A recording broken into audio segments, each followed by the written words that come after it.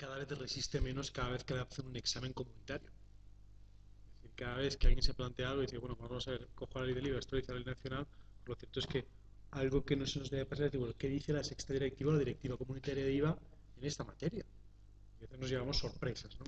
Una sorpresa que en este caso yo creo que se tiene que conocer también y es algo que pues venimos dando la difusión, es en aquellos casos en los cuales pues tenemos una inspección de IVA, una comprobación, empieza por gestión o termina por inspección o lo que fuere, pero resulta que nos encontramos con que pues, la Administración Tributaria nos revisa 1, 2, 3, 4 años del IVA. Y lo cierto es que dentro de cada año tenemos una serie de liquidaciones de IVA. Lo normal es tener liquidaciones trimestrales. Pero si estamos, por ejemplo, en el régimen de devolución mensual o, por ejemplo, tenemos determinada cifra de negocio, pues resulta que las liquidaciones, en lugar de ser trimestrales, las hacemos de forma mensual. La Administración Tributaria, cuando nos hace la inspección, estemos de acuerdo o no, nos hace una factura. Usted me debe a mí de IVA tanto. Y esas facturas que nos hace, las actas, normalmente las anualizaba. ¿Qué significa esto? Pues que si salía a compensar el primer trimestre 200 y en el tercer trimestre salía a ingresar 500 más, sumaba y restaba y sobre la cuantía resultante, que era la cuantía del acta, nos liquidaba intereses. Yo no quiero entrar ahora en si eso beneficiaba más o menos al contribuyente. Pues en algunos casos beneficiaría y en otros sería claramente perjudicial. Pero lo cierto es que estaba mal hecho. ¿Y por qué estaba mal hecho? Porque la sexta directiva no habilita de ninguna forma la posibilidad de hacer liquidaciones anualizadas. Es decir, esa simplificación, que en algunos casos hay que decirlo, nos puede venir bien. Oiga, pues que si yo tengo que ingresar, resulta que 100.000 euros en el primer trimestre, pero en el cuarto trimestre tenía a devolver 400.000, pues resulta que eso lo compensaba y de los intereses del primer trimestre al cuarto trimestre nadie hablaba, porque nos interesaba.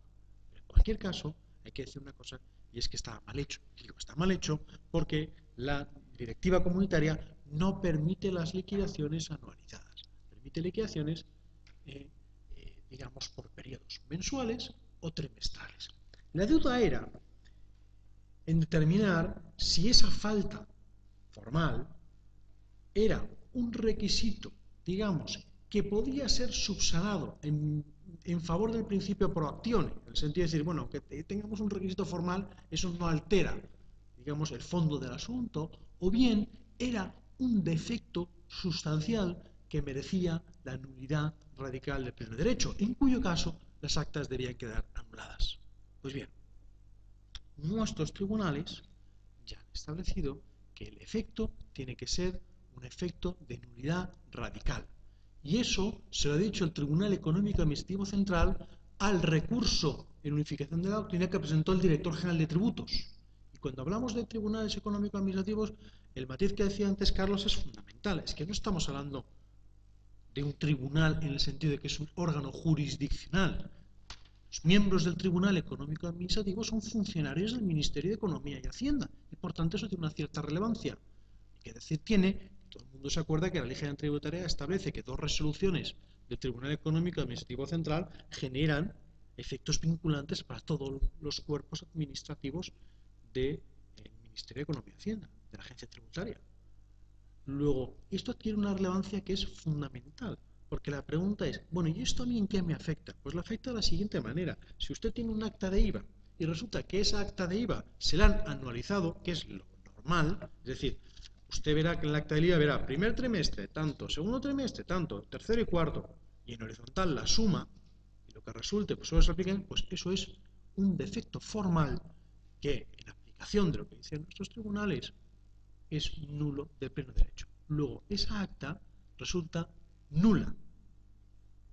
Y por tanto, lo que establece el tribunal y lo que le indica al director general de tributos es que se tienen que retrotraer las actuaciones si es que se pueden hacer porque no entra en juego el instituto de la prescripción. Es decir, se podrán retrotraer siempre y cuando las liquidaciones no hayan prescrito. Luego, la recomendación en este caso es, si usted tiene una inspección de IVA o le hicieron una inspección de IVA y la sigue recurriendo, compruebe si al principio Las actas estaban anualizadas. En la gran mayoría de casos lo están. Porque si están anualizadas, lo que usted tiene que hacer es introducir lo que nosotros llamamos son alegaciones complementarias. Es decir, mire usted, es que ahora hemos tenido conocimiento de la existencia de un pronunciamiento de nuestros tribunales económicos administrativos en virtud de los cuales han interpretado que dado que la sexta directiva no prevé aplicar una liquidación anualizada, la consecuencia es de nulidad radical. Y por tanto, esa liquidación, sea de un sentido o de otra, es nula de pleno derecho. Y si se quiere exigir, tendrán que iniciarse de nuevo las actuaciones tributarias de inspección desde el principio, entrando en juego en este caso el Instituto de la Prescripción. Esto nos parece que es también algo que se debe conocer.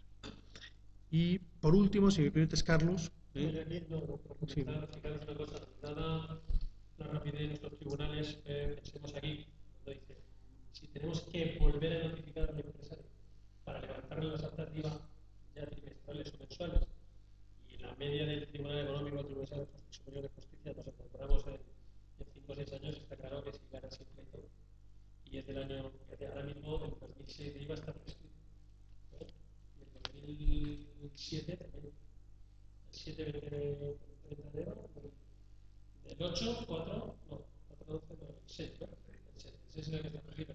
Nos vamos a encontrar que muchas actas de ese calibre, sencillamente por un tema formal, y un poco comenté al inicio, lo que ha motivado esto es un acta de 1,5 millones de euros, donde en el fondo el tribunal dio la razón a la administración, pero la forma le dio la razón al administrador, y dio por nula la liquidación, y dice, vuelva usted a liquidar, notifícame, como es del año 2006, ya estaría prescrito, como valen muchas de esas están ganadas. El otro día en concreto había un asistente al acto que tenía unas actas recogidas por este tema, y enseguida, esencialmente, las montarlas en coste para.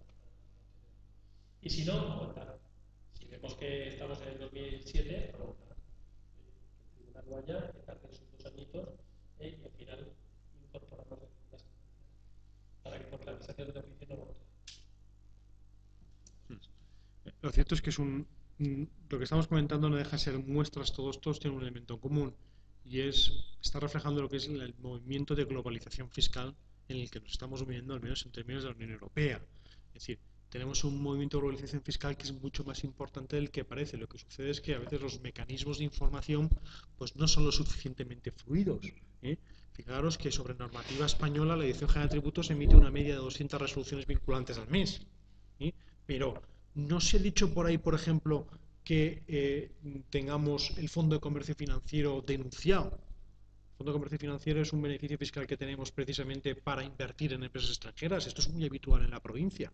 En la provincia, al socio que nos provee, al socio marroquí o al socio chino o al socio americano que nos provee de material o que nos comercializa, a veces le compramos una participación de su capital social, o al portugués, y por esa compra resulta que nos podemos deducir un 5% en España, y eso lo tenemos denunciado. Claro, si uno se analiza hoy por hoy la ley del impuesto de sociedades, por ejemplo, es que no encuentra la más mínima pista de que eso vaya en contra de la directiva comunitaria de circulación de capitales, y resulta que estamos metiendo a las empresas una contingencia fiscal que puede ser importante, porque desde luego esto no lo informarán, pero los inspectores sí que se lo saben.